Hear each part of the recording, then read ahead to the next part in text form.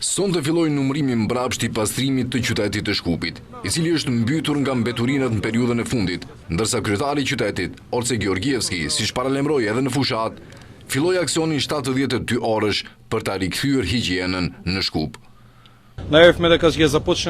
Paralajmëruam që do të fillojmë me aksion masiv për pastrimin e kryeqytetit. Dhe siç mund të shihni, në lokacionin ku gjendemi sonte, në parkingun para sallës Boris Trajkovski, ka mbi 100 kamion që janë aktiv që në 72 orët e ardhshme ta pastrojmë kryeqytetin, ashtu siç edhe meriton.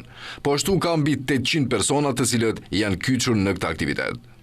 Georgievski njoftoi se nga ndërmarrja publike higjiena komunale janë përjashtuar 371 persona, të cilët, siç deklaroi ai, ose nuk kanë shkuar në punë dhe kanë marrë pagat, ose e kanë keq përdorur vendin e punës. Po ashtu ka një informacion që mu dorëzua dhe i mbështetur me dokument, ndërsa ftoi organet përkatëse të reagojnë. Bëhet fjalë për faktin se janë angazhuar automjete për pastrim në higjienën komunale dhe të njëjtat janë paguar në emër të personave fizik, të cilët kanë marrë shërbime intelektuale në shumë prej 5.000 deri në 10.000 euro.